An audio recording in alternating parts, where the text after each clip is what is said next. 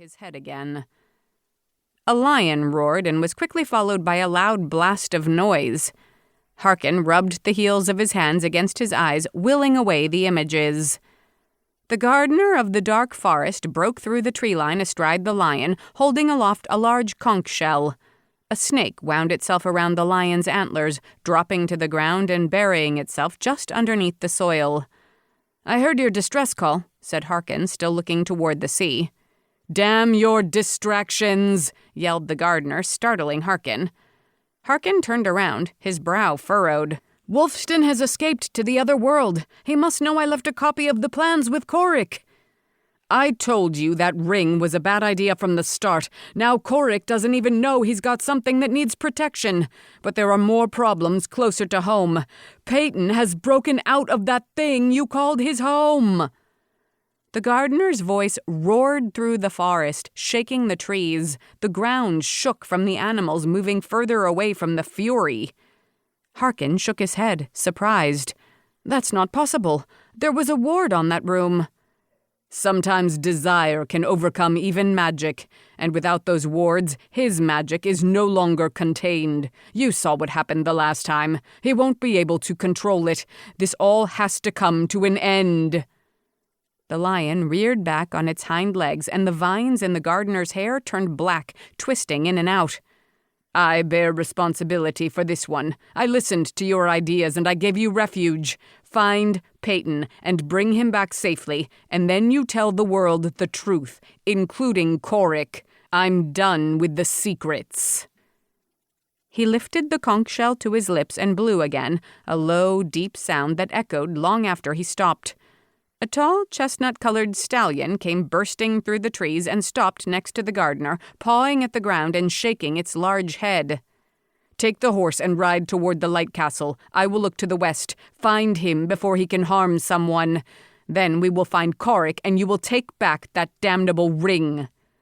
"Wolfston won't get anywhere near it. I know my son. He'll sense trouble coming." Harkin took hold of the horse's mane and leapt up, swinging a leg over the stallion's back, sitting up tall. "You had better be right.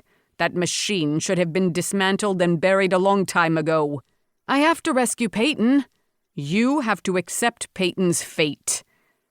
The gardener gave a nudge to the lion's ribs and turned toward the west, quickly fading into the tree line. Harkin took one last look back at the prison and pressed his knees into the horse's side, ducking his head down low as they galloped through the trees. Mara stood at the top of Enchanted Rock, her hand shielding her eyes from the bright sunlight.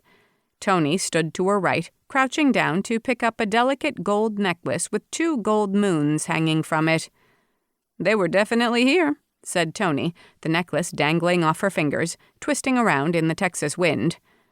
Jack was standing at the edge looking down the side trail, searching for any signs of the elven girl. "Yeah, well, there's no sign of them now." "There has to be." Mara pulled in the energy through her feet and let it spread out across the ground, searching for something, anything to tell her where they had gone. Tony clambered over a tall boulder, her foot slipping and kicking against a jagged, dead tree stump. Dragonflies poked out of every corner, flying off in different directions. Steam blew up in a straight plume, startling Tony. "What the hell?"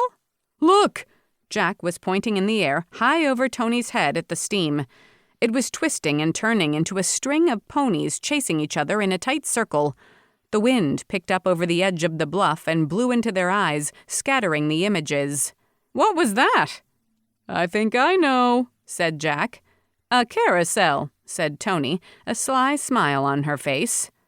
"What am I missing?" asked Mara. "I should have known Cousin Petey was mixed up in this." Jack waved to the others, already making his way down the trail.